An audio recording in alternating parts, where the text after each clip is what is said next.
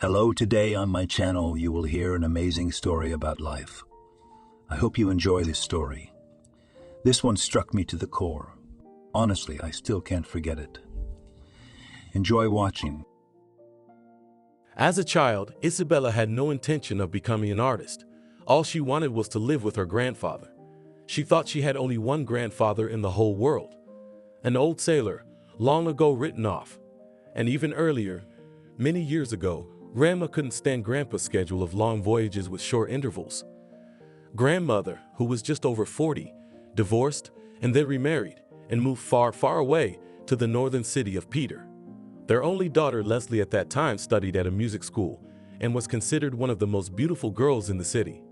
Since she had a year and a half to get her diploma, and there she could already teach somewhere in the art school, they decided not to tear her from her place. But that year and a half turned everything upside down. John spent too much time on the road, too little time with his family. One vacation, he thought Leslie was in love. Too much of his blonde beauty beaming with happiness. At the same time, the rules he was met at home by a sharply aged, maddened Ariana. Her new husband had at first allowed her to come alone to be with Leslie to babysit her granddaughter. When disaster struck, he flew in too. All gathered in one apartment, knocked into a pile of grief for which there are no words and not enough tears. Little Isabella, meanwhile, slowed to discharge from the hospital. She was born too tiny, and social services had yet to determine the guardians. Leslie was buried right in the church. They did not call the priest home, but brought and put the coffin in the center of the temple, as if the relatives hoped to beg for Natasha at least there, all the light, if so suddenly everything for her was cut off here. Ariana did not leave her daughter's body. John and Ariana had lived in this town almost all their lives, and tragedy was rare. Everyone stood with candles, and Ariana lay on the coffin, hugging it with both hands. At night, the men, ex-husband and current husband, were afraid to move away from her. They were afraid to call an ambulance, or the doctors would not have time to get there. But by dawn, Ariana struggled to get up from the couch and beckoned John into the kitchen. "John, let's go." Shutting the door tightly behind her, she said, "We need to talk. And this, pour me a vodka." John looked up at her with darkened, sunken eyes, hesitated for a moment, but obediently opened the refrigerator, took out a bottle of Stolichnaya, popped the cork, and poured the vodka into glasses. "Something to eat?" "Don't? Okay. Break off a piece of bread. You know who the father is?"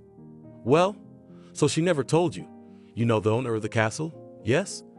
Ariana's voice dropped to almost a whisper. He's the one." John gave an involuntary gasp. "How did she?" "One of the biggest mafiosi, to put it elegantly in Italian, of their region.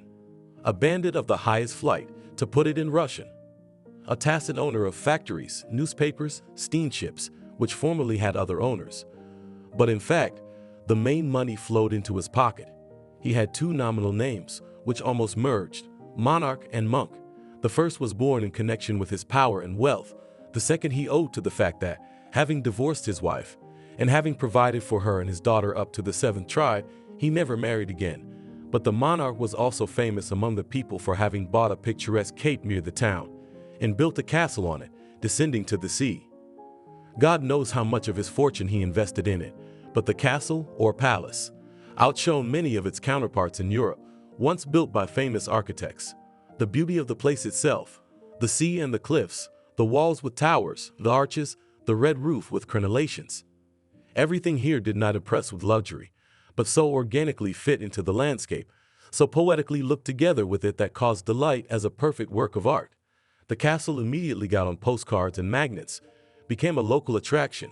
To it were taken excursions, both by land and by sea. But it was impossible to go inside.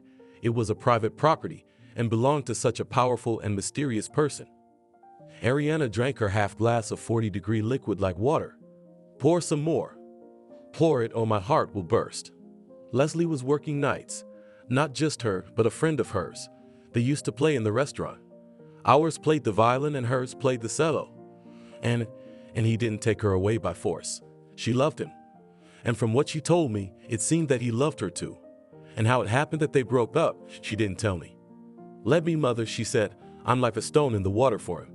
A pebble." She was a proud woman, but it must have hurt her that he didn't look for her, didn't try to get her back. Well, it's her will, John said deeply, and here's the thing, Ariana. You and I are going to see him either. Not for a bow, not for money. You hear me? Whatever Leslie wants, that's how it's gonna be. And I'd have noticed at the funeral if you wasn't there, wouldn't I? How do I know? I've seen nothing but my Natasha. I'll raise the girl myself, John decided. How are you? Ariana jumped up. I am. I'm taking her away with me. No, he almost shouted and slammed his palm on the table to make sure. I said she'd stay here in her own house, Natasha's house. I'll find a job on the beach, and all I'll do in life is raise her. And if you want to come to us, whether on your own or with your husband, you're welcome. There's nothing left in my life but this girl, and don't you dare cross me. And for a long time, Ariana cried on his shoulder, and he hugged her, also as a child, and thought his thoughts. 5 years later, it was obvious that the girl's upbringing had taken an unusual path. John's greatest fear was for her health, but to keep her wrapped up and raised in four walls, he could not imagine such a thing. On the contrary, he and his granddaughter went for walks along the sea every evening. In winter, they fed the seagulls, and John told the girl various tales, many of which he had accumulated in his memory. He told them clearly, translating them into a language accessible to a child. Now he worked at the port, and not full-time, and devoted all his free time to little Isabella. In summer, he and she never left the shore for long. They built sand castles, searched for beautiful stones and shells, went on exploration in distant lands, as they called those places where it took 2 hours to get to. Isabella in the summer months tanned to black, and her hair, on the contrary, burned out, became flaxen. By this time it had grown below her waist and curled in large curls. Isabella wore the simplest sundress. She ran almost always barefoot, even on hot stones. In short, there was nothing of a doll, a young lady. John taught Isabella to swim so that she was not afraid of neither waves nor distances. Isabella's secret love was the Little Mermaid, and she got to play the Little Mermaid at school, a twist of fate. Not modern Ariel, living adventures, mischievous girl, and the same gentle mermaid Anderson, who was to become the foam of the sea, since the tale of the Little Mermaid on the school stage was not supposed to, under the supervision of the teacher of labor, was sewn toe dress to the floor. Isabella let her hair down, and the girls from the same class got her a headband decorated with white lilies. The prince was played by the tallest and reputedly the handsomest boy in the class, Arthur, but he was not very good at acting. Father the Sea King, a flock of almost wordless sisters, they were only supposed to say a few phrases during the whole performance. The very beauty dream, to whom the prince was to leave, and the distant planned sailors on the ship, ladies at the princess, and of course the witch. That's where it all began.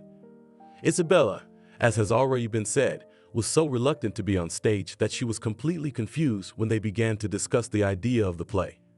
Then the literature teacher who was in charge of the production and the boys agreed that Isabella should play the Little Mermaid. Isabella was cheating off Bernard's math, which she could not do, despite her grandfather's best efforts. Me?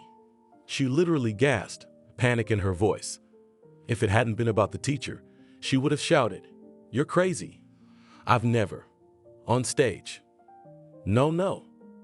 Isabella hadn't really performed anywhere until then. She only read, like other children, in front of the whole class, poems assigned in the program. But she read in such a way that, listening to her performance of Tatiana's letter to Onegin, Angelica literally cried. Come on, the voice could be heard throughout the class, you can do it, and your eyes are so. Talking. Isabella's eyes were indeed huge, gray blue under long, and paint is not necessary lashes. Isabella, the boys chanted. Isabella was well liked in class. Maybe it was because she never thought of herself, never crossed anyone. She was surprisingly good at not arguing with anyone, and cheat and English. Isabella found out that she could easily play even if her partner was a chair. She could even explain her love to a chair, but tender words were supposed to say to Arthur, who she had just pulled out of the sea. And here he was lying on the shore in front of her, and she was whispering confessions, touching his forehead and cheek with her fingers, taking advantage of the fact that the prince had not come to his senses yet. You're so beautiful. I love you so much. But Arthur heard everything, and at these words of the little mermaids, the prince's face flushed visibly. Then the witch deprived the little mermaid of her tongue, In the play she did it with the help of sinister passes, and the role of Isabella became mute. But Arthur, who at the beginning of the rehearsals was in unbelievable agony, for he too had been appointed to the part by order, and had never had any acting ability, was now always looking into Isabella's eyes, trying to take her by the hand, and not to let her go at all. "Why are you courting her?" Angelica shouted merrily. "She's just a hand-me-down for you, a sea baby. You've got another girl."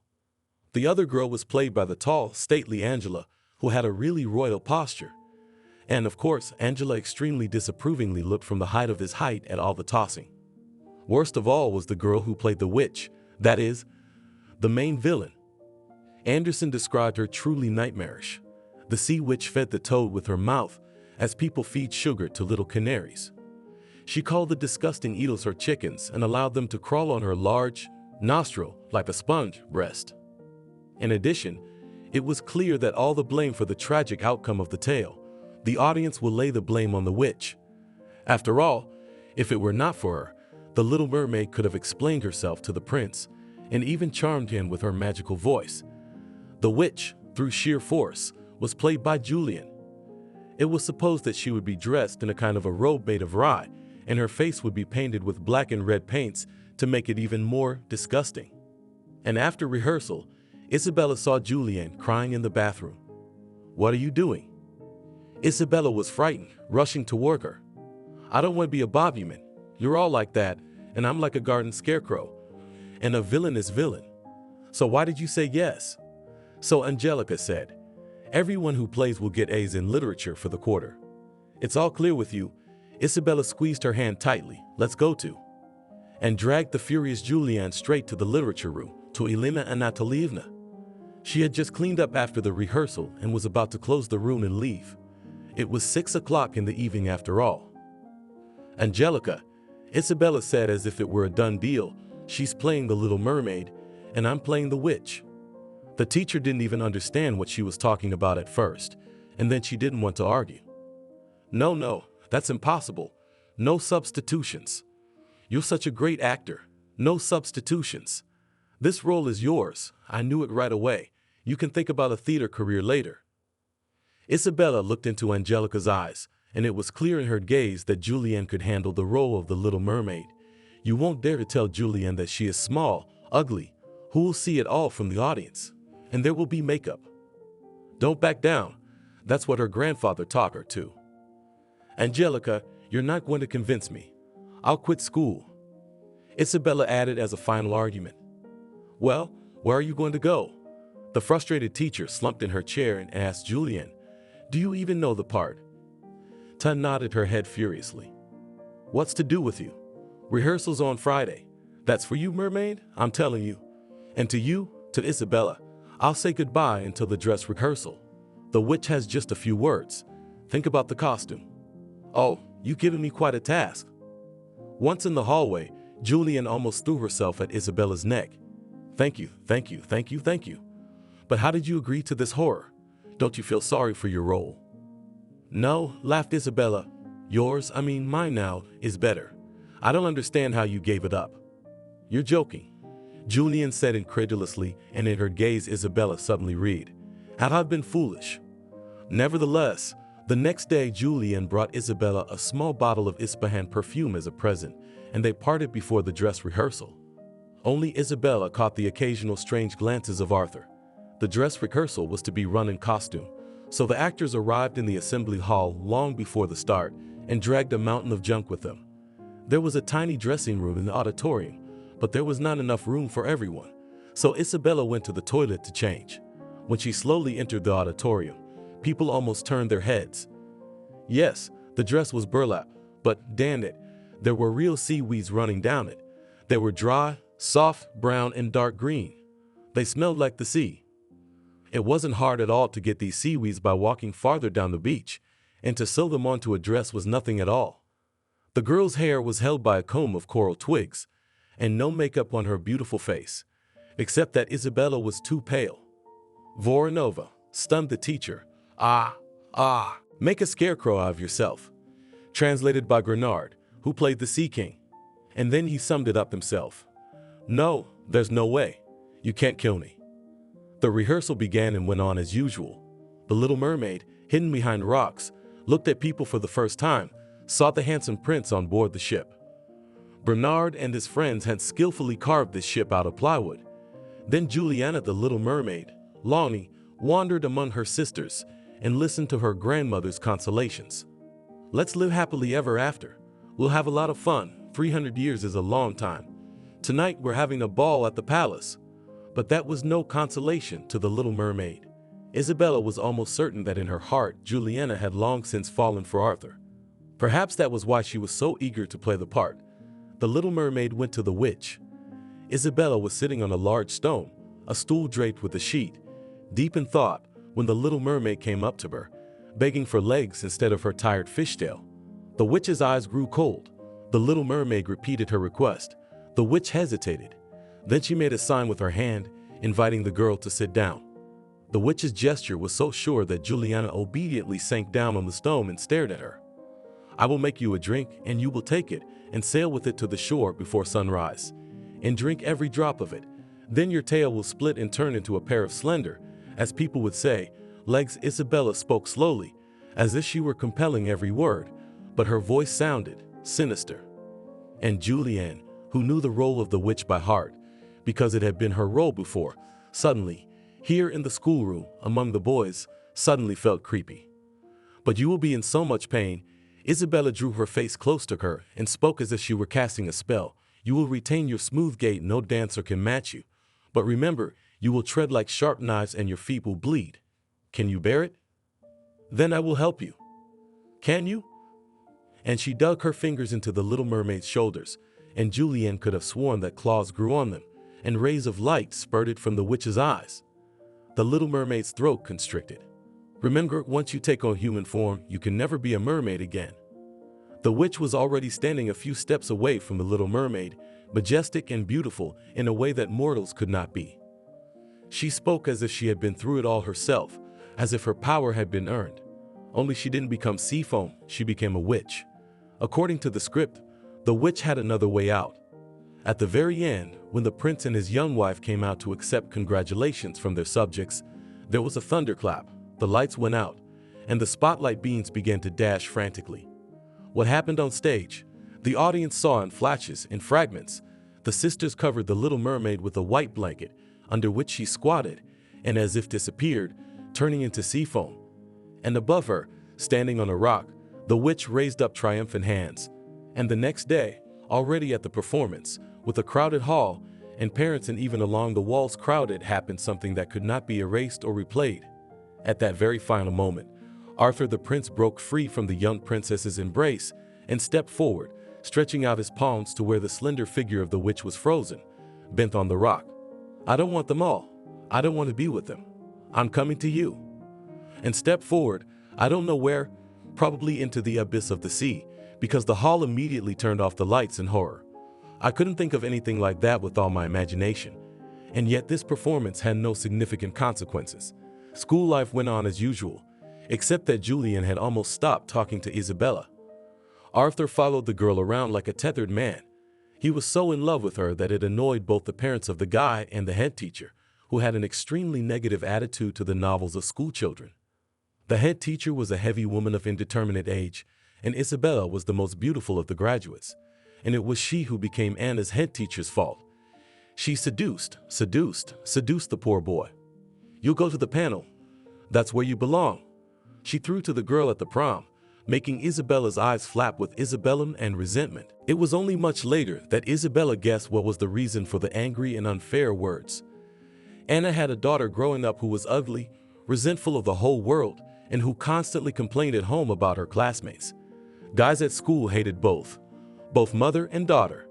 After graduating from school, Isabella, without any problems, entered the Institute of Culture at the theater department.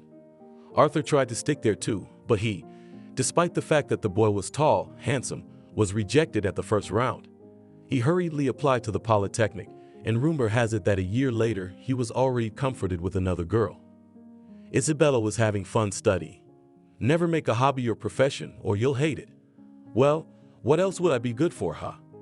Small, fragile, almost weightless Isabella in children's plays could play anyone, girls, fairies. At the same time, again, as in school, she managed not to cause others neither envy nor irritation. At rehearsals went like everyone else, in a black turtleneck and black pants, so demanded the director that nothing distracted the artist from creating images. And the last thing Isabella wanted to do while working on the play was to show herself. She thought about everything at once, how to do better. Intonation, voice, gesture. However, everyone in the troupe worked with burning eyes, sat up long after the rehearsals were over, discussed the scenery, costumes, lines of characters, argued to the horse this character is really the embodiment of evil or has a secret of its own, and why this one does not find a response in the hearts of the audience, although it seems to be right in everything. We compose songs for the plays ourselves, especially a lot of songs for the Nutcracker. Corey used to play guitar. Silver doors. The night has opened up to us. No fear, no faithlessness. Love can't be beaten. Corey would shake his head and a wave of curls would fall over his forehead. He was always ready for the most unthinkable pranks, and he was Isabella's partner in many of her plays. Corey was now always hanging around Isabella's house, getting in the way. So pretend seriously, said John. In fact, you liked the boy. By this time, the family had exchanged their apartment in a 5-story building for a small house with a garden in the suburbs. Corey helped dig the beds, pick cherries, and was an ardent supporter of cooking summer meals in a cauldron over a fire. Well, it tastes different, doesn't it? He asked, when they all gathered in the great covered gazebo and tasted his coolish, smoky, like on a camping trip. And Corey squinted blissfully, like a cat licking his spoon.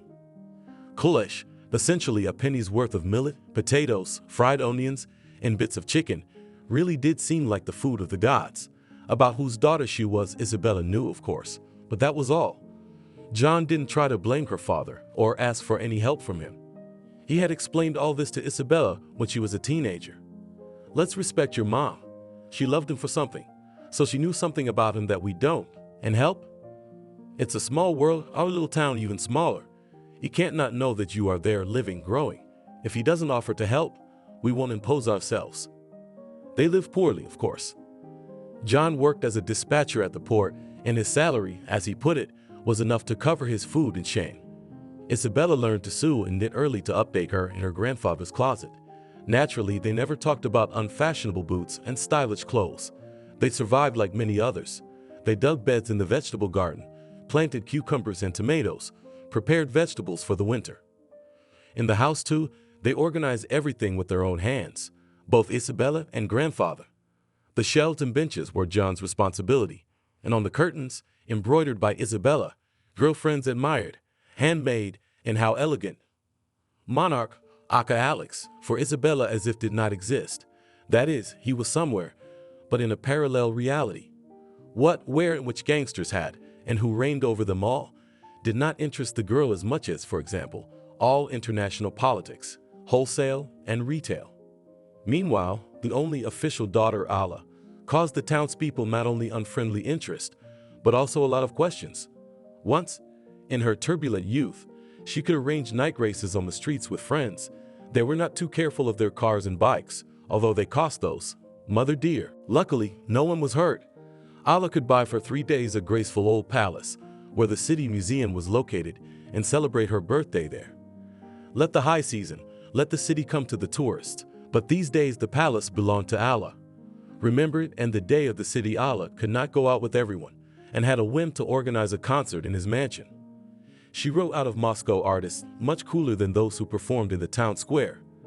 By the way, the gates at Ala's mansion were such that kids from art school came to sketch them. It was such a molded beauty. Then the girl seemed to quiet down, and there was a rumor that she left either on a trip around the world or somewhere in Indonesia on distant paradise islands. Ala was gone for a long time, several years probably. She did not return alone. She was accompanied by a tall young man, a blond man with the face of a movie actor, handsome from love dramas and erotic adventures. And this sweet couple began to play the family. However, everyone felt the lull is temporary. He never looked after his health. When he was young, he was sure he'd die in a gunfight. In his mature years, he did not spare himself, saying stiffly, "Business in the United States is not done otherwise." Several times the monarch still ended up in the hospital, kidney failure. As later told, hoping for high patronage later, to his bed, Here even the language will not turn to say to the hospital bed. Ran to the medics of all specialties, and even gynecologists rushed to offer their services. For Isabella in the theater came a huge black car. She could never identify their brands, only showed Corey with her hands. This one had this rounded butt, and the nose is very nice, with beautiful headlights. Corey would roll his eyes and say she wasn't even blonde when it came to car stuff. Blondes at least know where to read the make of the car. Isabella was called back from rehearsal. A guy of enormous stature immediately came up to her, took her by the shoulder. "Let's go to Alex's." To whom? Isabella was completely confused, not knowing whether she should grab the nearest stationary object, even that column by the dressing room, and call for help. Though against such an amassed man, who of their theatrical deadbeats could stand? "To you, Kulov." "Well, to your daddy, got it. Let's go to the hospital, he's waiting." To say Isabella was astonished was an understatement. So the monarch knows she exists, so he's calling her himself? It reassured Isabella a little to know that she was going to the city hospital, a crowded and well-known place, and not to some secluded country estate. Ambo almost dragged Isabella through the lobby. His steps were too wide and her heels too small, and shoved her into a black car, once again of unknown make, parked at the entrance. Isabella went inside, and the windows of the car were tinted. It seemed that potholes in the road did not exist for her. She flew over them like a bird flying through the air. "What about Alex?" Isabella dared to ask after a few minutes. Ambo sighed. "The doctors say it's unlikely they'll be able to pump it out this time. That's what I heard. His kidneys are dead. He's been offered a transplant so many times." The ambulance drove the girl literally to the doorstep of the urologist's office. As she slid out of the car, Isabella felt a great relief. But when they got to the third floor in the elevator, the ambo took Isabella to a corner of the corridor that seemed completely deserted. He opened a door that had no room number on it. I guess those who are seriously ill don't have a lot of luxury. Isabella had heard of VIP rooms, where half the wall was occupied by a plasma TV, a carpet on the floor, and an expensive cognac on the table by the bed. There was nothing in this room except a hospital bed of a complex device, they said multifunctional, and medical equipment that took up all the free space. On the bed lay a man. He was lying flat, and he didn't even lift his head to look at the people who had entered. Isabella was struck by the yellow, especially in contrast to the white sheets, color of the patient's puffy face, and the glassy hue of it. The ambulance let Isabella into the room and closed the door behind her. And though they both, Isabella and John, knew it was coming, Isabella cried and couldn't calm down for a long time, and her grandfather sat beside her and stroked her hand. The next day, the ambulance man, whose name was actually Frederick, called to tell him where and when the funeral would be and asked where to send the car for Isabella. "I'll come myself," she protested. "The cemetery will be blocked off," Frederick explained patiently. "You don't have a car, and they won't let you take a cab. Don't wait, just give me the address." In the end, it was just the three of us. Isabella, a little girl in a black dress, John, who was afraid to let his granddaughter go into the bandit's nest, and Corey, under the pretense of protection from the same nest, but really because he always followed Isabella around. Besides, he was terribly curious, and he was anxious to see how the chief bandit was buried. In the morning, Isabella ran to the market for roses. She came back upset. "I asked for black ones, and the salesman says, 'Why does such a young girl need black ones?' Well, tell me, do you want 5 pinks and 2 whites, or 5 whites and 2 pinks?" I yelled, "Give me 6 black ones, my father's dead." Even those who knew Isabella could hardly recognize her in the faceless black dress, the black headscarf hiding her hair, the dark glasses. She wanted to be seen as little as possible by her family and friends. Suddenly she had a daughter from somewhere, and what Alex had with her mother. She considered it a secret and the most precious thing to the two of them, and she didn't want it to be touched. I mean, eyes and tongues. She'd stand there, say goodbye, and disappear. She would hope that no one on her father's side would ever think of her again. Frederick appeared as a true lord, in an iron suit and white shirt, sullen and businesslike. He said to Isabella, "Tell him to be at the notary's office by 11 tomorrow. Here's the address and phone number." "Why?" "They're going to read the will." "Yeah, you don't have a car. I'll take it." She stood for a few moments, then timidly, with cautious steps, approached the bed. The patient must have heard her footsteps and tapped his fingers on the blanket, saying, "Come here, sit down." Isabella came closer and sank down on the hard chair beside the bed. Now the man was looking at her and she at him. Isabella somehow did not understand or think about the fact that here he was, her own father, Alex, the great cardinal of their region. She saw a man who was very seriously ill, most likely, fatally. It is not to say that she never thought about a possible meeting with her father, and she was surprised at herself. She had no fear or excitement in her soul before such a meeting. And for that she had to thank her grandfather. John had brought up his granddaughter in such a way that she did not feel hatred for her father, nor did she have any expectations that she had been deceived. And now there was only participation and pity in her gaze. And he, apparently, could not even speak in full voice. He spoke weakly and faintly, barely audible. "I'm here. Thank you for coming." "Of course I did, but I only found out today that you were calling me. I thought you didn't even know I existed." "Fool," he sighed softly. "I'll tell you, since Leslie never loved anyone. That's why I let her go. She didn't know who I was at first. She fell in love with a man, and when she realized, when she got closer to me, what was I supposed to do? You can't take off your skin, you can't put on another. You can't wash yourself off." He covered Isabella's hand with his heavy, already cold hand. "When Leslie was gone, I repent. I thought, like those who lost their favorite dog and agonize. I'm just saying that to make it clearer. I've decided that I'll never let myself get attached to anyone else. I'm not gonna open up. Because it was so painful to lose her, it would have been easier to die. 100 times easier. That's why I erased everything from my memory. For a long time. Until now, I tried to erase you too. You look like your mother. Leslie's eyes. Those big, big eyes. And like her, you never asked me for anything." "I have everything," Isabella said hurriedly. "But is there nothing?" And Isabella, without raising her eyes, with her cheeks burning, feeling that everyone was looking at her, and for many it was a revelation. No one had known about her for years. Isabella found herself at the luxurious mahogany coffin. Her father lay before her, just as she had seen him a few days ago. The same puffy face, yellowed skin. Whatever the medication, he must have suffered a lot, only he didn't have the painful crease between his eyebrows that she'd seen in the hospital. And there was a feeling that there was a special bond between her and her father, that conversation in the ward, the things he'd said to her about her mom that no one else had witnessed. "Thank you for coming," he said to her then, and she came again. Isabella placed roses at the feet of the deceased, then bent over him and kissed his forehead. "You'll see your mom there," she whispered. "Tell her I love her. I love you." And when she unbent, her father's forehead was wet with her tears. She tried not to look at Alla. She was afraid. She hurried back to her seat, and John attacked Frederick. "Why did you do it? Now everyone will see. Everyone will know. What will they do to her now? What does she want? She could have lived in peace like before. Why did you bring her?" "She is a daughter," replied Frederick adamantly. "Of course, they didn't go to any restaurant. And again they sat with my grandfather until late at night, discussing what this visit to the notary would mean." "I'll big up everything at once," Isabella said. "You wait," John objected. "We never asked for anything for you, and that's right. But he's made up his mind.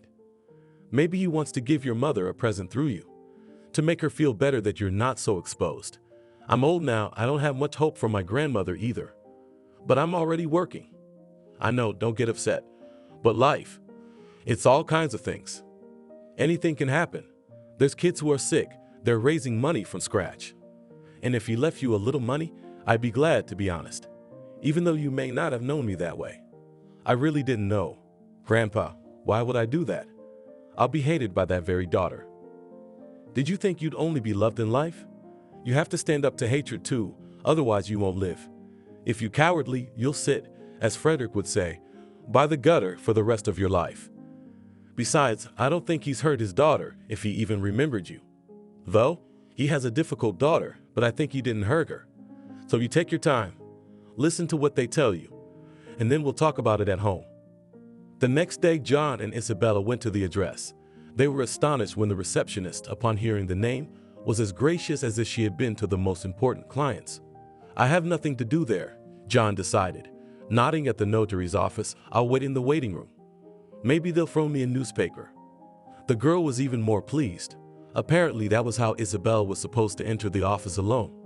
Of course, in magazines and coffee, or perhaps you prefer tea. Sugar? Cream? Cake or cookies?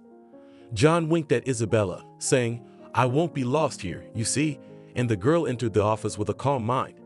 Emma, the notary, turned out to be an old woman.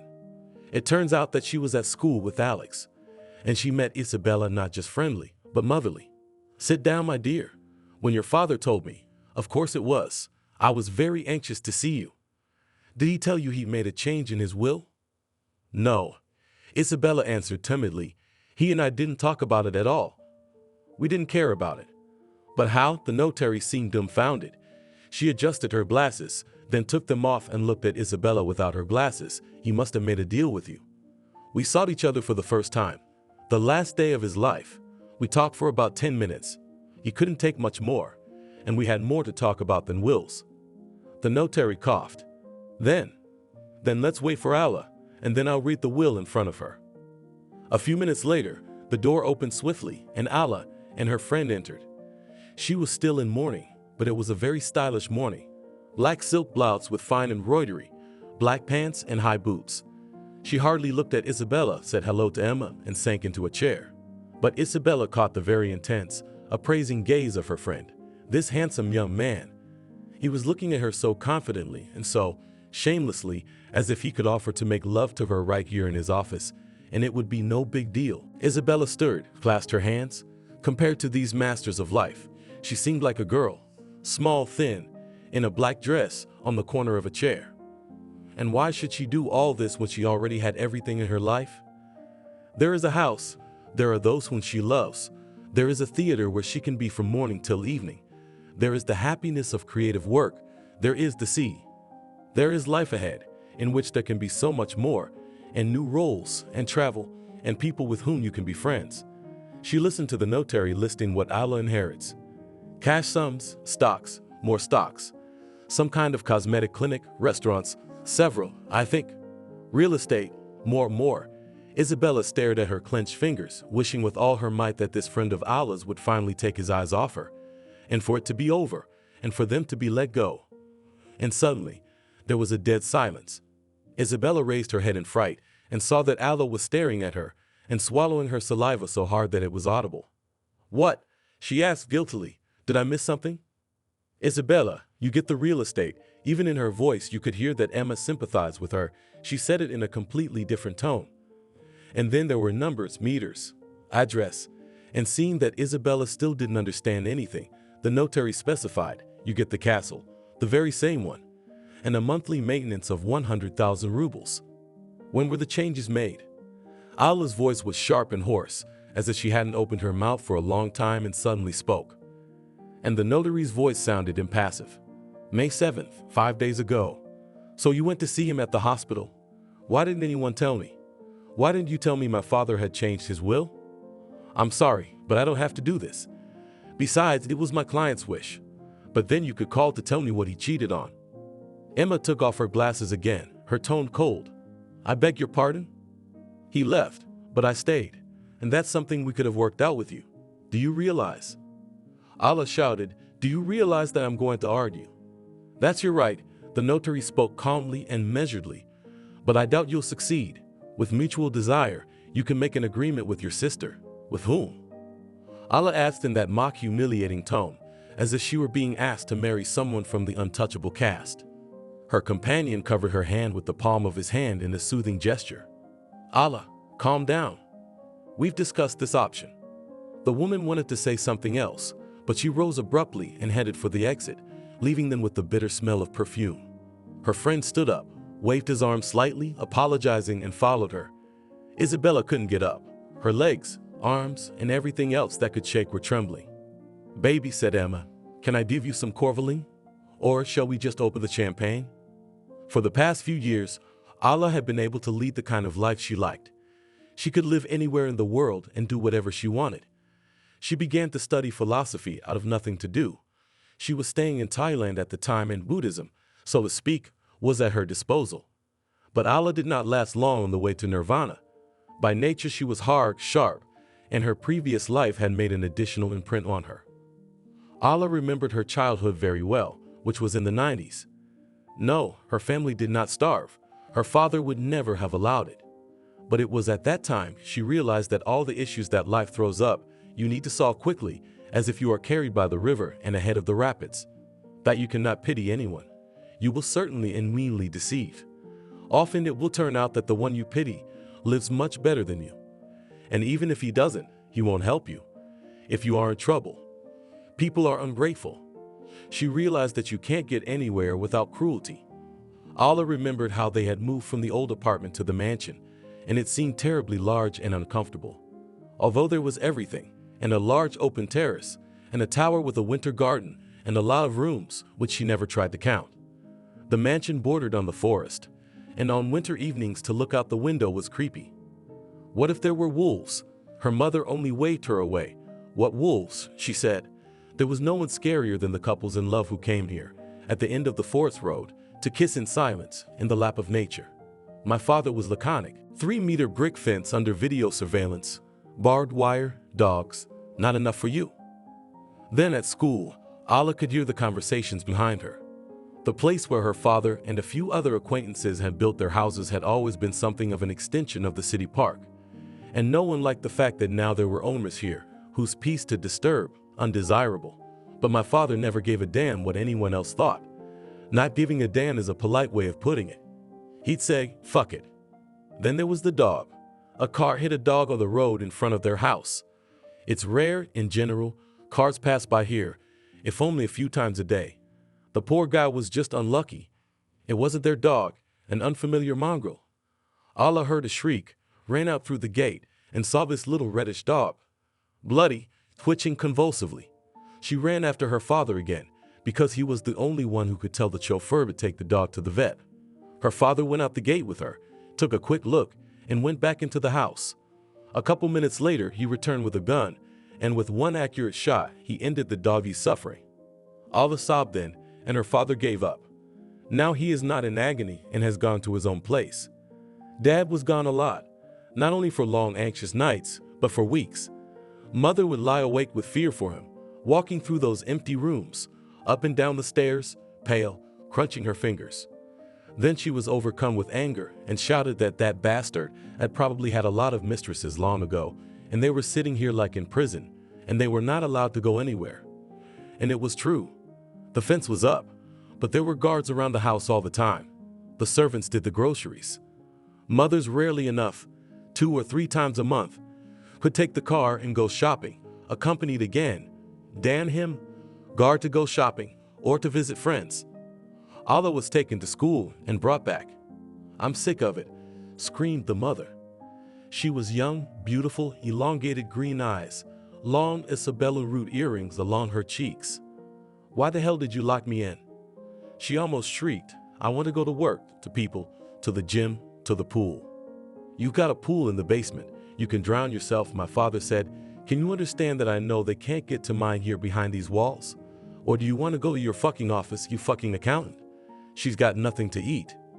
Alla was allowed to invite her friends to visit her sometimes, but her parents did not allow any of the girls she knew to visit her. Then this period ended. Her father, if I may say so, moved to a new level. His influence and power became too great for anyone to dare to raise a hand against him or his family. After the 90s ended, the bandits had to hide their weapons, get out of their trance, and behave like good citizens, or to disappear unnoticed. Now it was possible not only to drive quietly around the city, wherever one liked. They regularly went abroad. At first Turkey seemed a wonderland. Then the geography began to expand to Europe, the Caribbean, Indonesia. More often they traveled without their father, only Alla and her mother.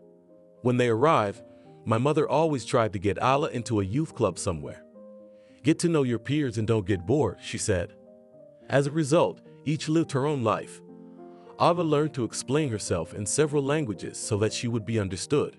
Riding a motorcycle was the most convenient way to get around wherever they went. Rent a motorcycle and go four-wheeling with the wind whistling in your ears. Alla always had a great fondness for the local bartenders, as she could impose any unfamiliar cocktail with an exotic name and then charge triple the price for it. She also tried marijuana with those notorious peers, which would be more appropriate to call suicide bombers. So they liked to race at night on the roads on the same bikes, so enthusiastically compared with the kind of connoisseurship of the dignity of drugs and their partners and partners, who changed at least once a week. Mother, although she was near, as if moving farther and farther away. So Alla was neither surprised nor saddened when she decided to divorce her father. Just don't get him too excited about money, she told her mother. Why? She raised her eyebrows. Now, thank God, there's something to take from him. I didn't torture myself for 20 years for nothing. Alla snorted insultingly at the word tormented and cut off. Because I'm staying with him. You're not going to your lover's house, are you? Her mother wanted to slap her, but she was wary. Alla could have done the same, and her hand was strong. Her mother was really going to her new friend, expecting him to give her the attention she had been missing all her life. Going out together, doing the house together, hosting guests together. What was wrong with that, after all? She didn't understand why her daughter was so angry. Alla was annoyed by her stupidity. Because this new slug and her mother and him together will live as they do now. Because it is not given to him or to her to strengthen the power and to build up her power, but the father does. The divorce has taken place. Alla feared in vain. The father did not go to the mother. There was not only a noble male, from Alla's point of view, idiotic gesture. Everything for you, nothing for me. I'm leaving with a suitcase. There was not even equal sharing. Father had long foreseen what was coming. Mother got her share. Another woman would have considered herself rich, but mother shook her fist in impotent rage, repeating phrases about her ruined life. He's going to fuck you now, let him feed you. Her father wouldn't listen to her. Alla felt like the only woman in the monarch's life. The only woman who would no longer have to share anything with anyone, whose capriciousness would be admired and whose pampering would be encouraged. She considered it a good tone to understand jewelry as a professional jeweler, and in general did not try not to allow herself anything unworthy, so that her acquaintances would cult for her. Otherwise, in those circles in which she sought to become her own, she too will be considered a bumpkin. Good for them, she thought, from generation to generation fed, did not know grief. They did not have to survive at any cost. After school, she had to get an education, and here parents agreed on the opinion, studied to be an economist. Her father didn't let her get excited, although he only had to blink, and a red diploma would have been brought to her house. When I'm gone, you'll take the empire in your hands, my father used to say, and you have to know how to manage. And Alla, not daring to disobey, went to classes and took exams, but she was used to disobeying, to living her own way. That's why from time to time she had a breakdown.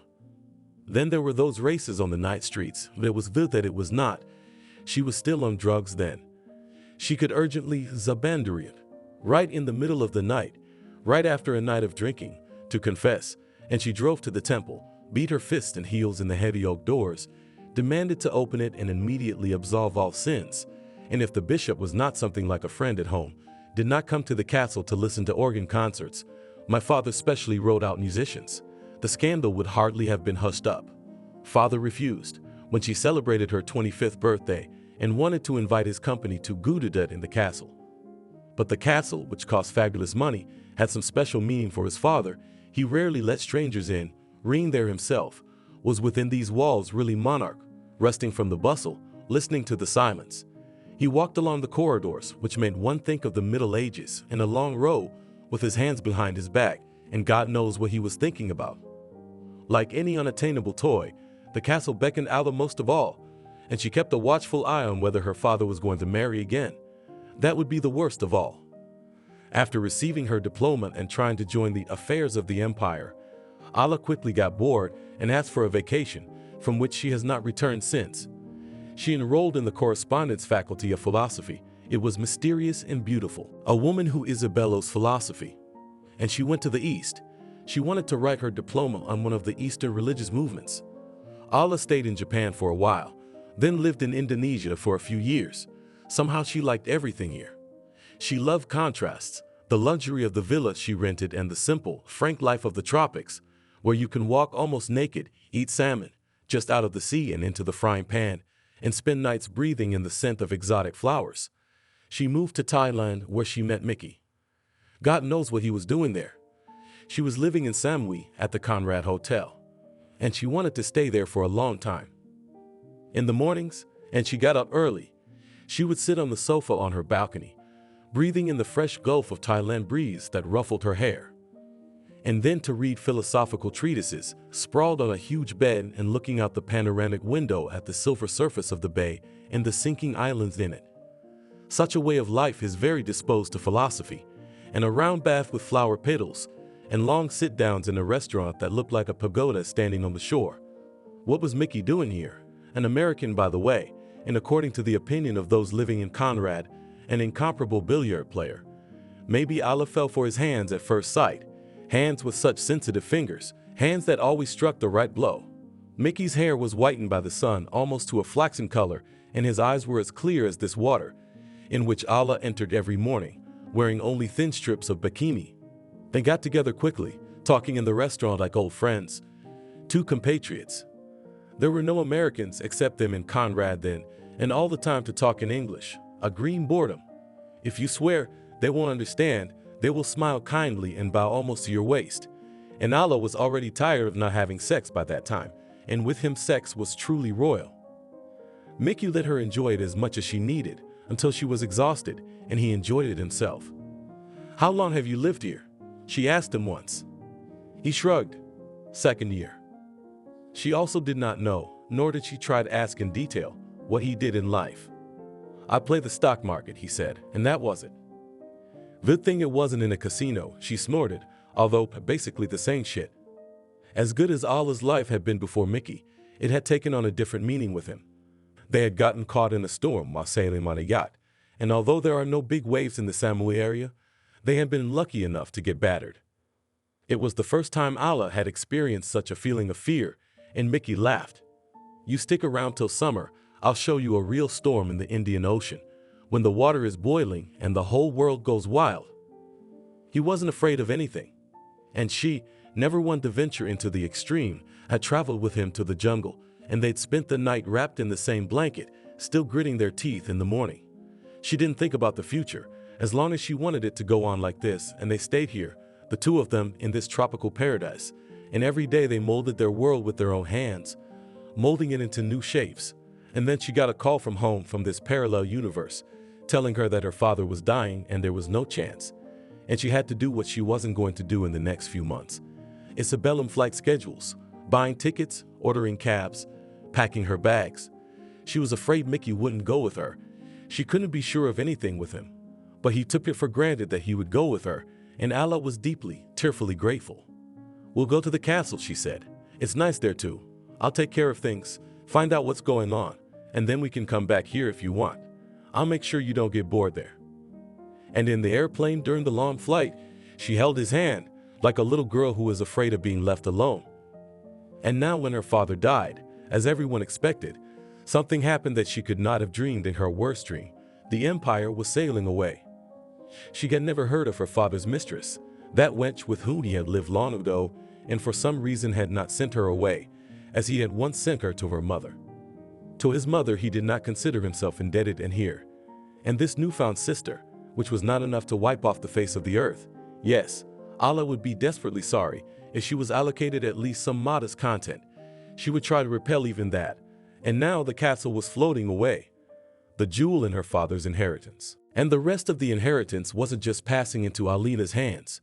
Economist after all, she grasped the essence of the will at once. Not like this hen, who blew it all.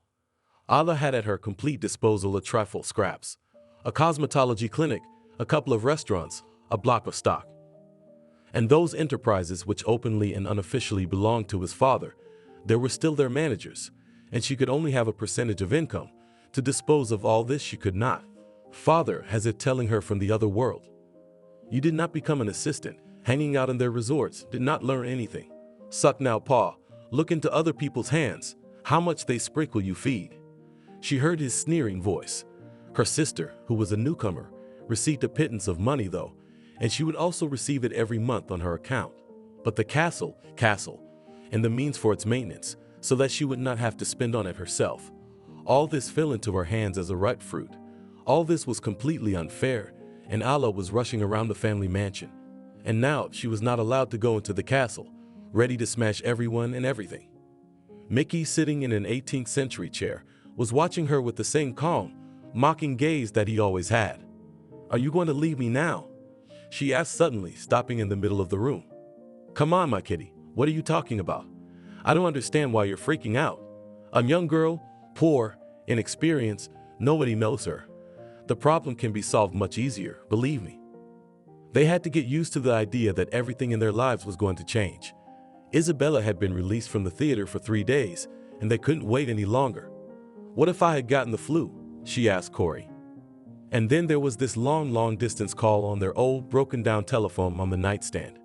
Every time they picked up the phone, he and Grandpa didn't know if they would be able to talk, if they would be able to hear, and this time they heard perfectly. A light, somewhat mocking female voice answered her yes, and asked, Isabella? Yes. Hello. This is Allah. Isabella was already clinging to the nightstand. I wanted to invite you to my place. We need to talk. You understand that, don't you? No, I'm not going to take anything away from you, challenge you. We just need to meet. We're alone now, after all, daughters of the same father. You don't have a mother either, do you? Isabella paused. She needed to deal with her excitement. Where do you want to see me? Can you do it tomorrow? 6 o'clock? I'll be rehearsing. Yes, I know you're playing at the theater. 8 o'clock? 9? Feel free to make an appointment. You'll be picked up and dropped off. I live in Sunny Beach, you know. Will you come? They agreed on 8 o'clock. After hanging up the phone, Isabella recounted the conversation to the men. They were as stunned as she was. She changed her course abruptly, John said. Just now she was ready to eat you, and now she's tailing you. Are you seriously going to go? Corey asked. Isabella nodded. I'll go. She's not really gonna kill me. Corey shook his head and said thoughtfully, Who knows, who knows? The next day at the rehearsal, Isabella looked at everything with completely different eyes, confused by the role. She arrived at Alice's house when it was already dark. The neighborhood was alight, occupied part of the coast. The sea splashed under the windows of these mansions. Strangers couldn't get here. They wouldn't be allowed in. There was a guard post and a barrier. It was not for nothing that Allah had sent her car to pick Isabella up. The gates were welcomingly opened, and Allah met her on the porch. If you look for it yourself, you might get lost, she said with a laugh. Stone forest. If you don't make arrangements in advance, the owners won't open the door. Have you done all your chores? Come on, let's go. She led Isabella into a spacious hall on the first floor. It was a hall, not a large room.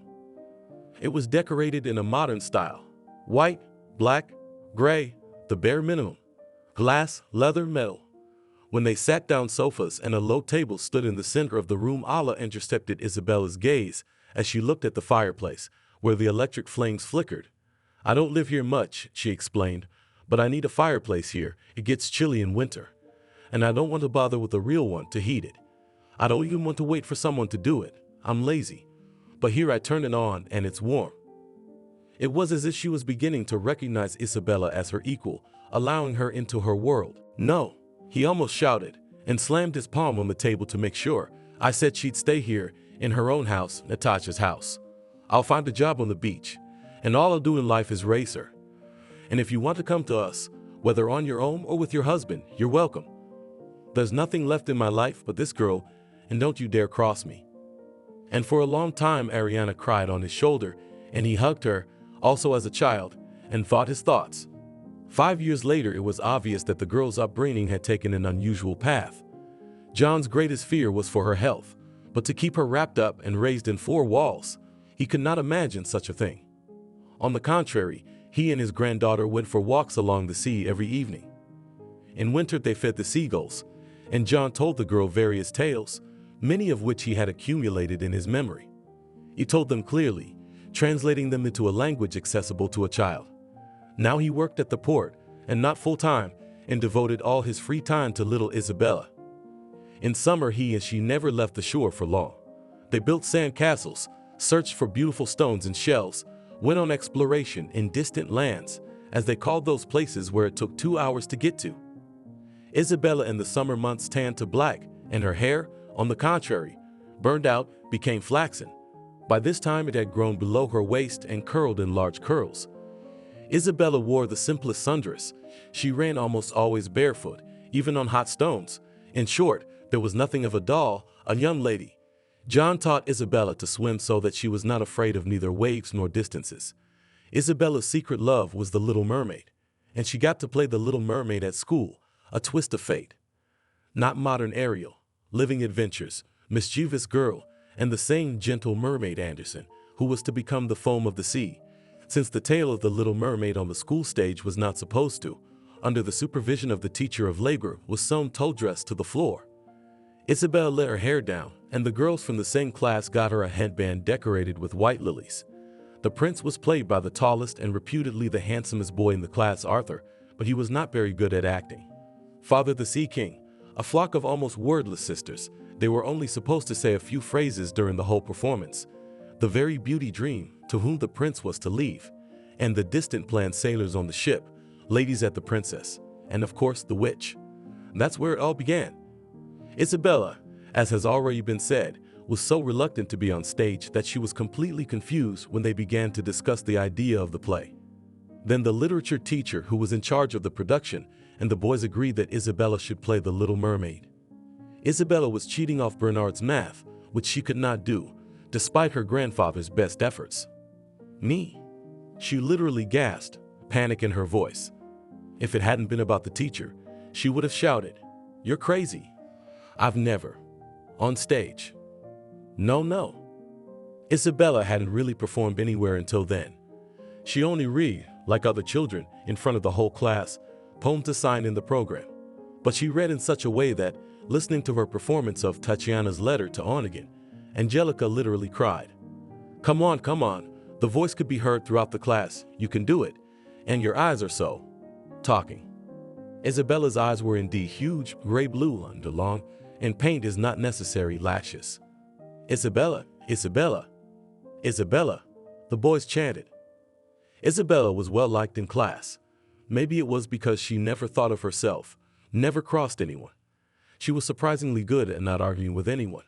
And cheat and English. Isabella found out that she could easily play even if her partner was a chair. She could even explain her love to a chair. But tender words were supposed to say to Arthur, who she had just pulled out of the sea.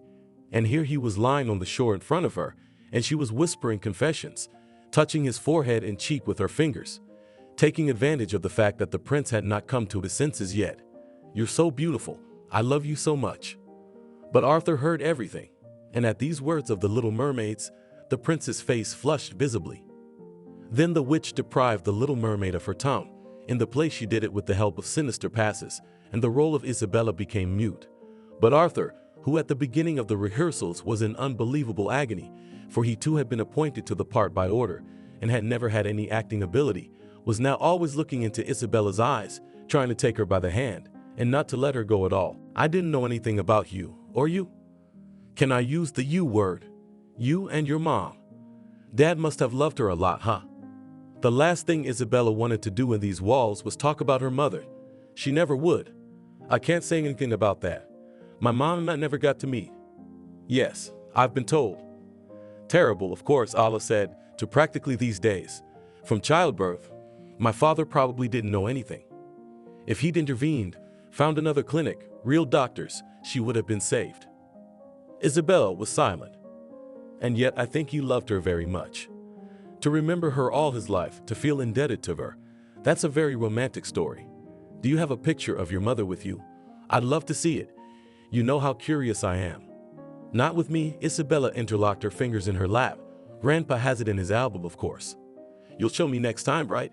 I'll probably leave again soon, but we'll still see each other sometimes, call each other back. You're not going to leave here? Not yet. I've got my grandfather and my job. It's a good thing your father left you some money too. Believe me, it's expensive to maintain a castle, but he took care of it. I recognize my dad. He's so abrupt, so rough. But when it came to business, you could always count on him. Isabella almost said that during that brief meeting she had felt a sharp pity for her father, so apparently lonely. But she restrained herself. She wanted to be very careful. The blond man in the white suit, who looked like a movie actor, looked into the room and then entered. He nodded to Isabella. You've already seen Mickey, said Allah. Well, let's have a drink, shall we? She smiled slightly, waving her hands. I mean, we're just now getting to know each other for real. At the notary. Sorry, I was a little overwhelmed. That's understandable. So sis, what do you want? Whiskey? Wine? Champagne? Or do you like something sweet? Liqueur, maybe? Try Pedro Jimenez sherry, sweet as honey. She went to the door, said something, and in a few minutes a middle-aged woman, apparently a servant, rolled at a table. Isabella looked at everything with the eyes of a beggar. The sherry was already poured into glasses, but there was also a bottle of dark glass in a wicker basket, and sliced cheese with specks of mold and fruit. Well, cheered Ala with a smile. Isabella reached out timidly and picked up the nearest glass. She could not even reach for the moldy cheese. It was as if it had been kept in the grave. Oh, I'm a fool. I'm a fool. I'll never learn to live luxuriously, she scolded herself. They sat there for perhaps 2 hours. Mickey was probably bored, for he did not enter into conversation, and after a while he bowed and left. Ala chatted relaxed and at ease. She talked about Thailand, sat down with Isabella with her smartphone, showed her photos, explained what it was, where it was taken. It was all so simple, even ordinary. Now everyone brought photos from their travels, shared their impressions with gusto, talked about what their interlocutors had not yet seen. Yeah, your own private pool. Can you imagine? If you don't want to go to the sea, I don't know how to say it, the sea. The ocean? No, I mean, it's 2 steps away, but sometimes it's still lazy. I'm telling you, I'm lazy. For me, someone would be standing over me with a parchment. Just like that, you pour yourself a juice, get in the pool, and it's not hot, it's a buzz. Then Ala asked Isabella about the theater. Does she play adult roles, or is it more childish? Is the prince handsome in the Nutcracker? Do they go on tour with the troupe? Hadn't you been to the castle yet? She asked. Well, it's gorgeous there, of course. Do you want me to give you a tour later? An office tour with my own impressions? And Isabella was not afraid at all, and the Spanish sherry was delicious, so they shared a bottle. Yes, Ala, please, and I'm inviting you to the play on May 15th, we're opening night. I'll be there. Ala laughed. If I'm not leaving yet, I'll definitely be there. Mickey and I will bring you such a bouquet. It'll be the biggest. Do you like roses or lilies? Lilies, huh? What color? Or maybe orchids? Her voice was already completely drunk, and she was laughing. Ala, I have to go now. Otherwise Grandpa will come looking for me here. Let him come. We'll pour him a drink too. No, I'm telling you, let him come. Call him. Ala pushed her in the side. I want to see your grandfather. You're lucky to have a grandfather. Ala, stop it. You're going to fall asleep, and I can't get out without your help. Call me a cab. Well, what cab? I told you you'd get a ride. I'll call you.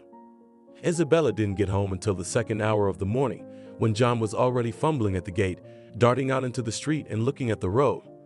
What was that witch up to? And when Isabella arrived, he had not even the strength to scold her, for he was so relieved. Ala was lying in her bedroom, across the huge bed, crying in her sleep. The sherry must have been very good indeed, for the next day Isabella did not even have a headache. Grandpa, I'm sorry.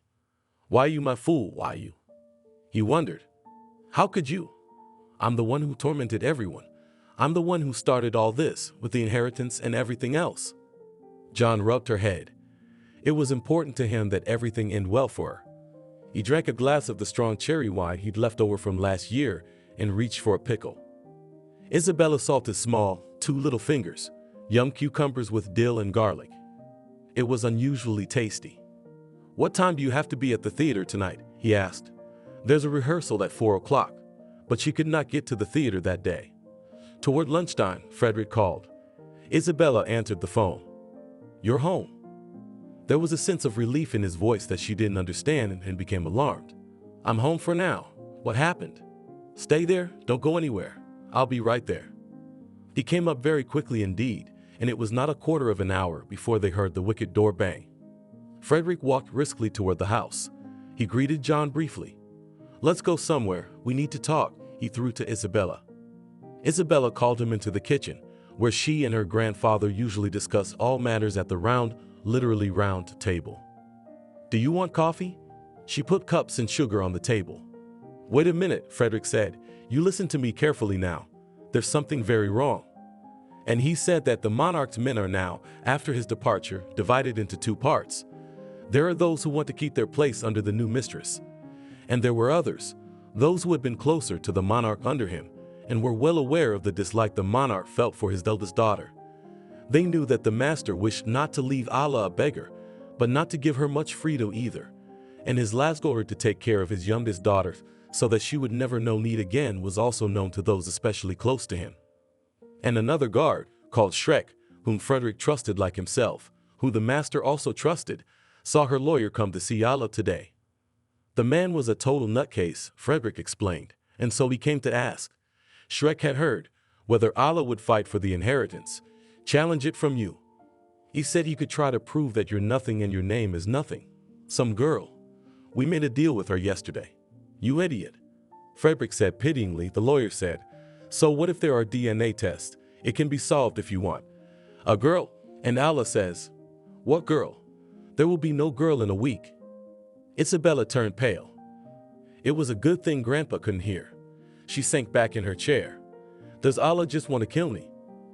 We don't know what she wants yet, but we'll figure it out. Why don't you just go away, and quickly? You don't have to think about where you're going. Your father has thought of everything for you. Frederick took a sealed envelope out of his jacket pocket and handed it to Isabella. There was no inscription on the envelope, but the yellowing of the paper showed that it had been in Frederick's possession for a long time. The monarch told me back when he said, if she's in any danger, send her there. But where to, my God? I don't know. I'm not supposed to know. And no one can know, not even your grandfather. Not a living soul. So you don't say anything. We know how to ask. Don't you go pale, dear. I'll leave now. You open the envelope. You'll collect the money for your things. Another envelope, much thicker than the first one. No cabs, understand? You go to the highway, hitch a ride, and I don't want you here for a while. I'll follow you to the back, though, so that if anything, and Grandpa, and Corey? Frederick thought for a moment, looking at his lowered hands, then made up his mind. All right, call your grandfather. Nan you all to hell.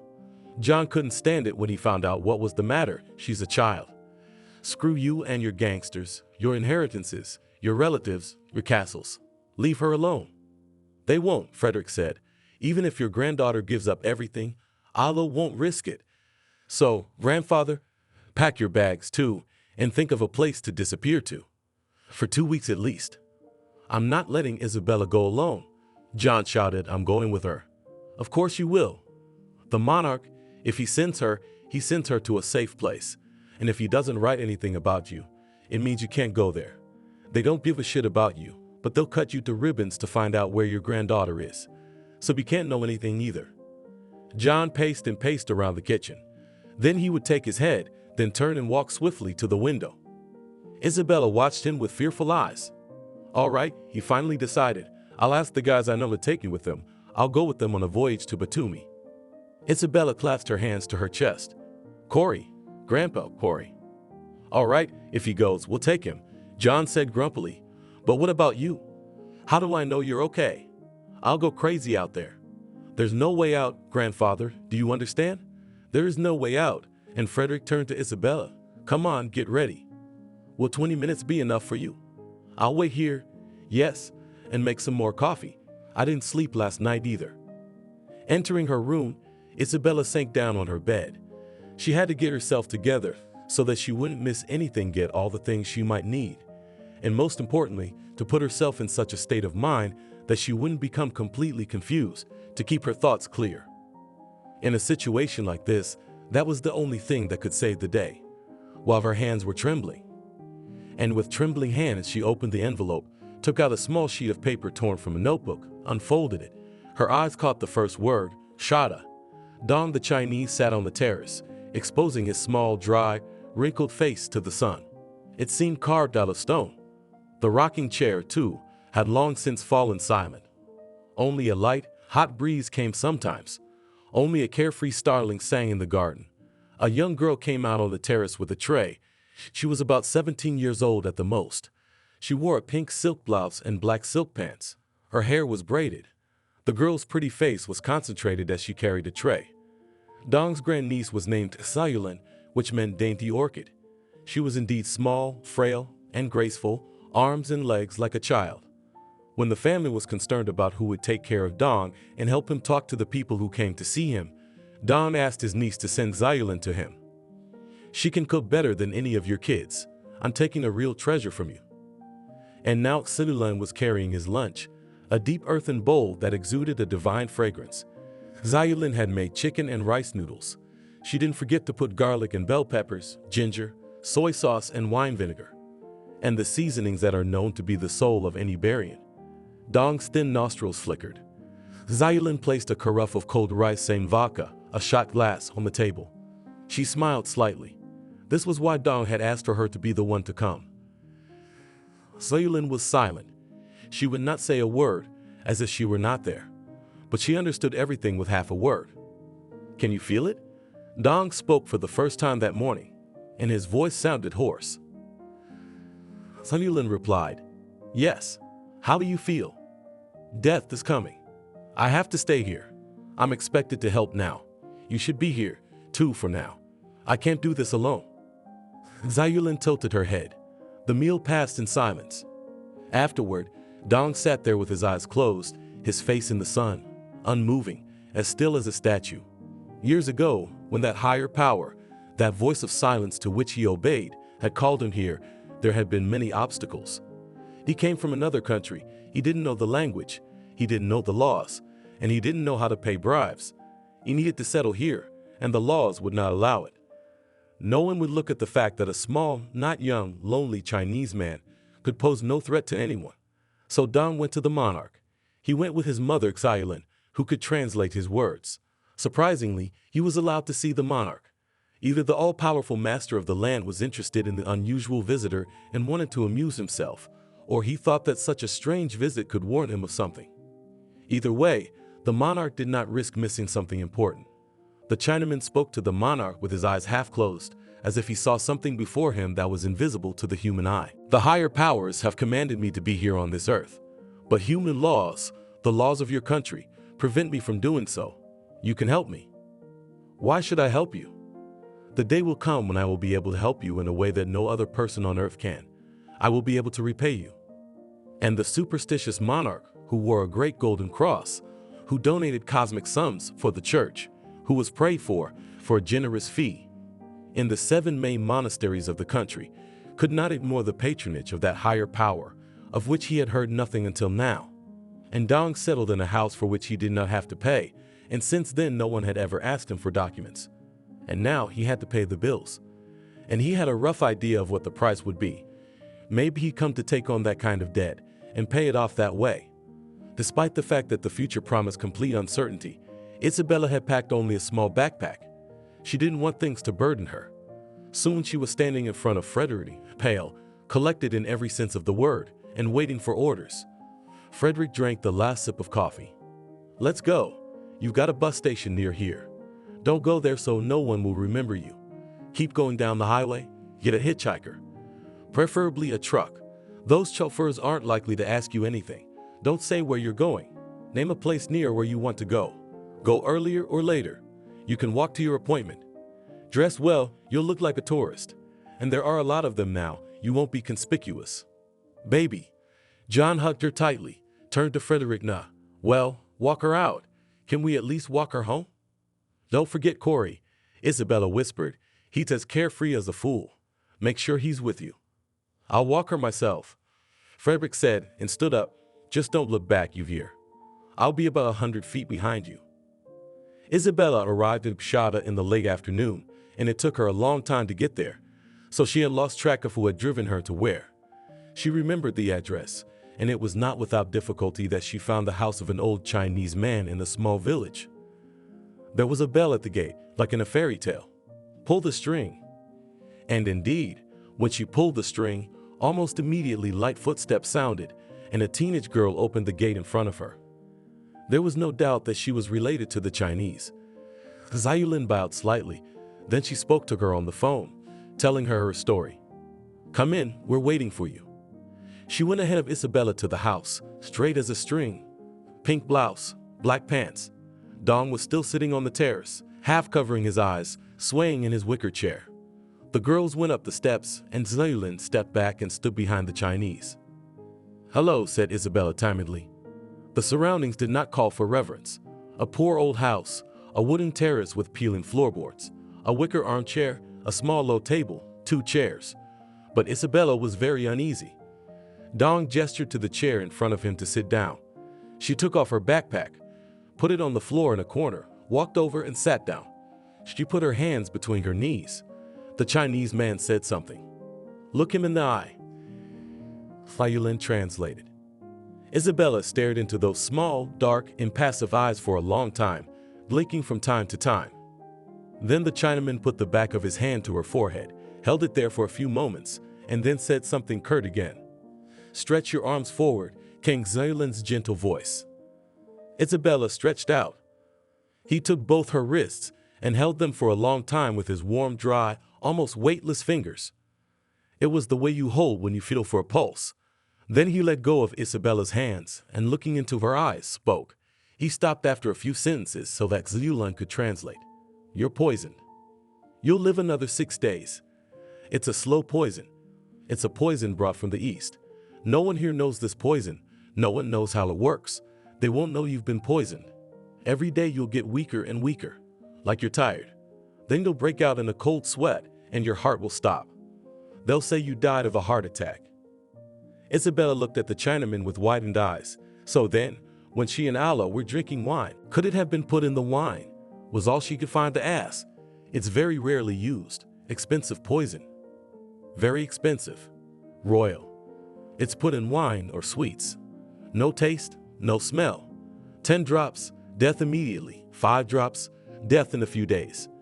No one will blame the person who poisoned. Isabella sat stunned, as if she had received a very severe blow. Still, she had no courage. Modern man is helpless before death, pathetic. But what will happen to Grandpa when he finds out she's dead? She won't even be able to say goodbye to him. Or will she still have time to see him?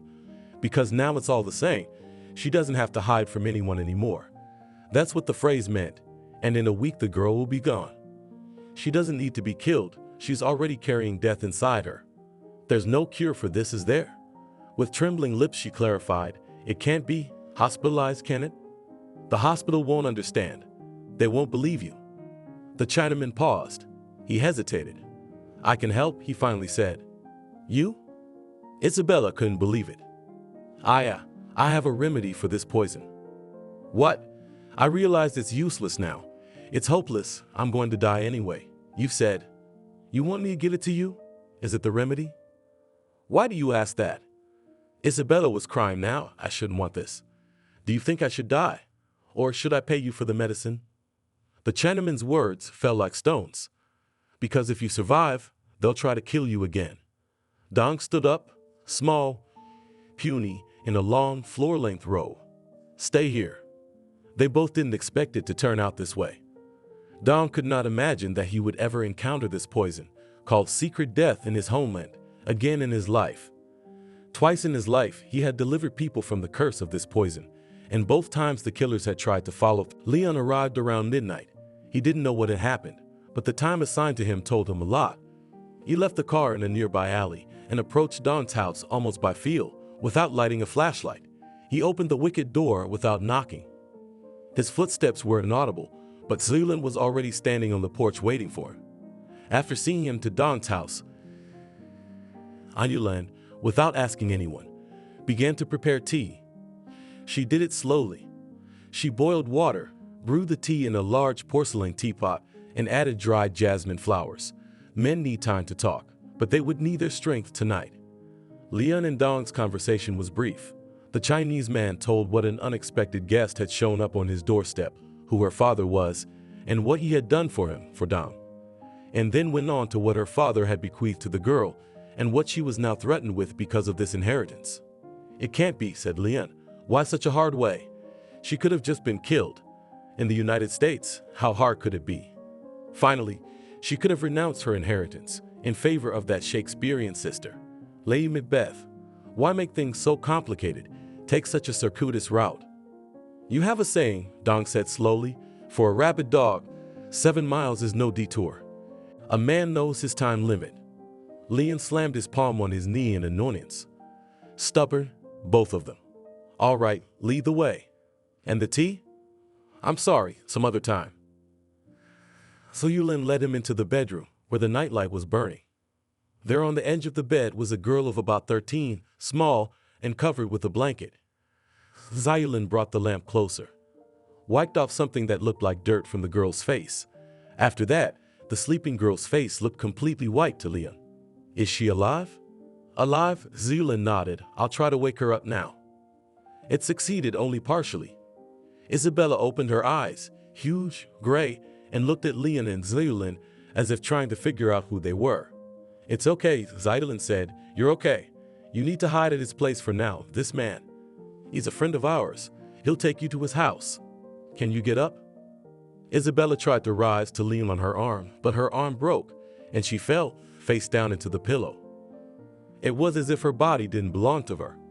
I see, Leon said. Stand back a moment, Zayulin. He tucked the blanket in and gently lifted Isabella into his arms.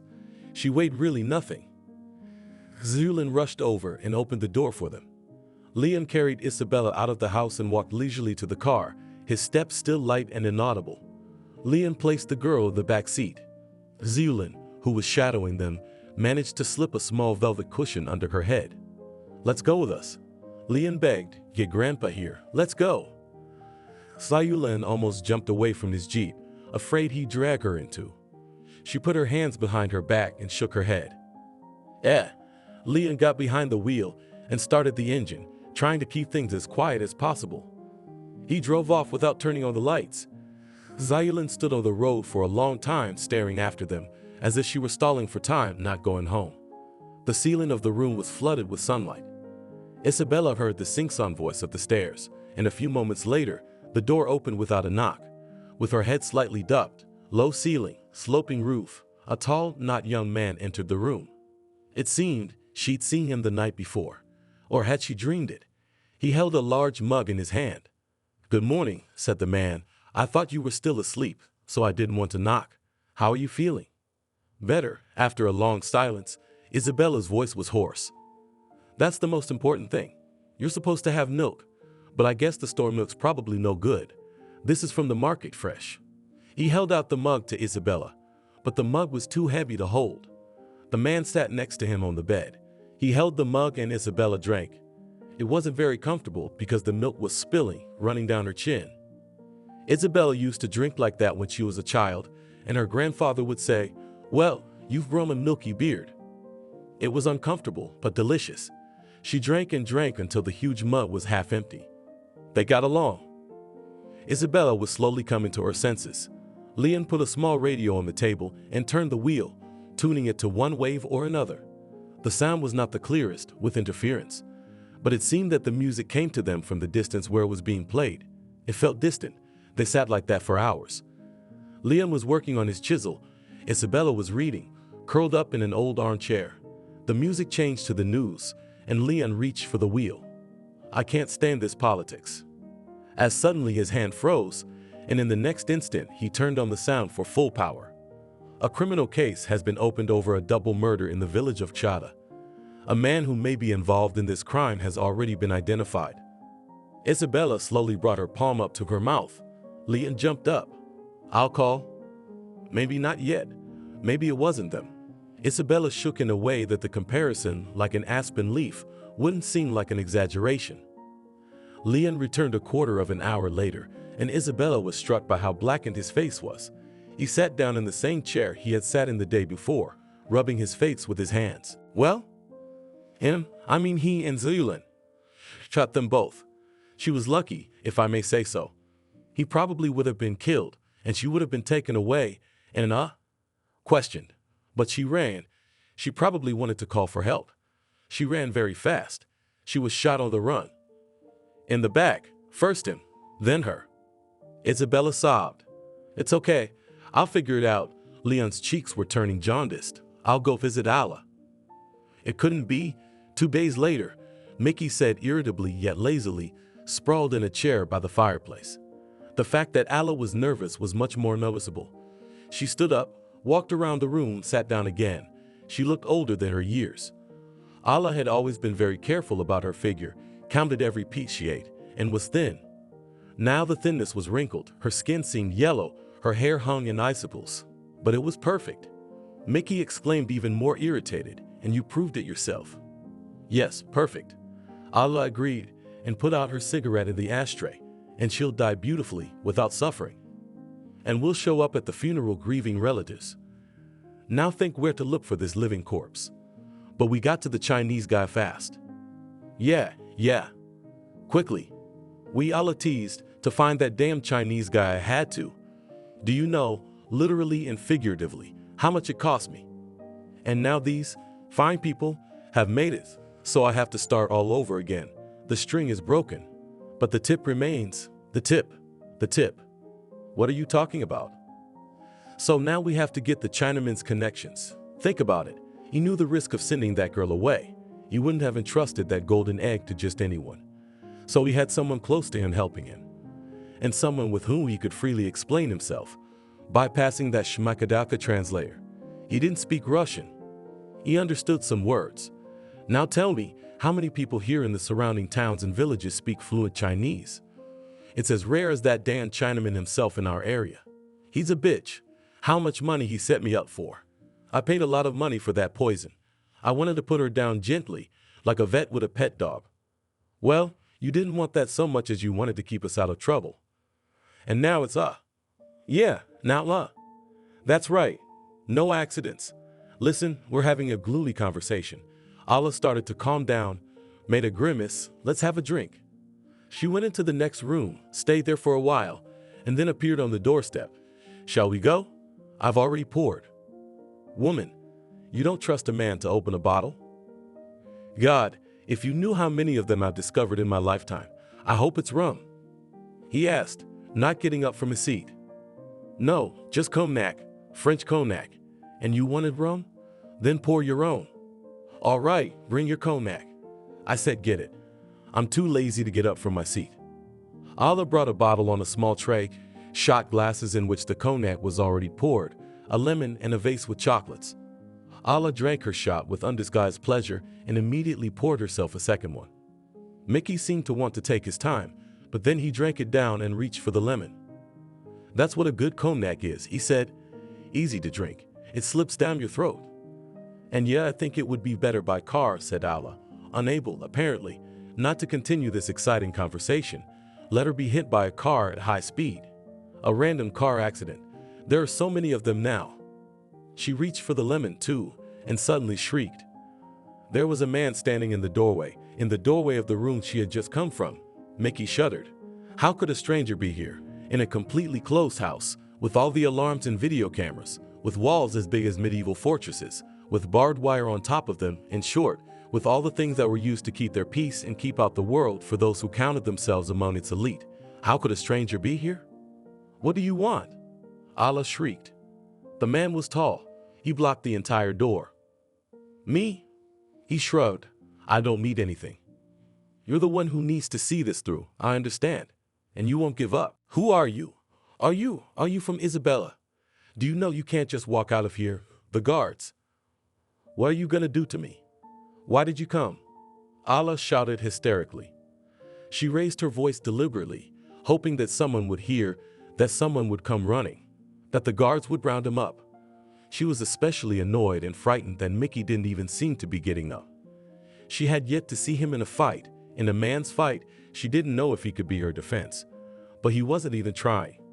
What will you do to me? Repeated the stranger. Allah squinted her eyes. You'll be killed. No one here is going to know why you're trespassing, but you're not getting out of here. He nodded as if satisfied. Payback should be the same, the man said. You tried to poison a girl who was innocent of anything. When my friend saved her, you killed my friend. On your orders, you shot another girl, almost a child. You poisoned Isabella by putting poison in her wine. And now, a few minutes ago, you drank the poisoned wine. This is payback. What? Leon reached forward with his hand. The lid on the massive ring was open. The stash was empty. He brought the ring to Allah's face, who recoiled, then to Mickey's face. He tried to jump up at last, but Leon twisted him in one motion and threw him back into the chair. Once upon a time, when I wanted to leave this world as soon as possible, a friend of mine, the same Chinese man. There was poison in the stash, a special poison, a merciful one. If you realize you must leave, Don said, dissolve the powder in water and drink it. There will be no turning back. There is no antidote in nature. You will only have time to pray, to ask the higher powers to forgive you for all you have sinned in this life and allow you to be united with those you love in the next world. You will only have time to turn to God. You had time to pray too, but you spent it on threats. Leon turned and walked away. Out of the corner of his eye, he saw Ala clinging to the table with her hand, struggling to stay on her feet. Then she sank heavily to the floor. He was not interested in the rest. The story made a lot of noise. About an hour after Leon left the gloomy mansion, the bodies of the mistress and her lover were discovered by the maid. In a panic, the maid called an ambulance, and the ambulance, in turn, called the police. Young, healthy, and vigorous people, not drunks or drug addicts, died in an instant, and there were no signs of violent death. No signs of home invasion either. Hell of a Sherlock Holmes, as one of the cops put it. The autopsy also revealed nothing. Both the man and the woman's heart simply stopped. This caused a lot of difficulties. What to write down as the cause of death? We tried and tested, because science was silent, stood aside, and could not suggest anything. In order to explain the one-stage death, they decided to attribute it to the use of an exotic drink, which the woman and her partner brought from the distant islands, where they lived for the last months. Left without a head, Ala's people immediately stopped looking for her sister. They didn't care about her now, but the two who cut short the lives of Don and his niece, Frederick shot personally. He remained loyal to the late monarch and punished anyone who even indirectly raised a hand against his daughter. All the property of the childless Ala, according to her will, passed to her mother. The woman was informed of this in advance. It was noted by everyone afterward that at the funeral she sobbed quite restrainedly. The tour of the castle for grandfather and granddaughter was arranged by some cool real estate or history expert. Corey had whispered to Isabella that she looked like a crow. The woman was indeed gaunt, black-haired, with a thin, long nose. And her dress, by the way, was black. She waited for them on the doorstep of the castle and tried to make her smile as friendly as possible. She led them through countless rooms and corridors for 2 hours, so that John's feet were desperately sore.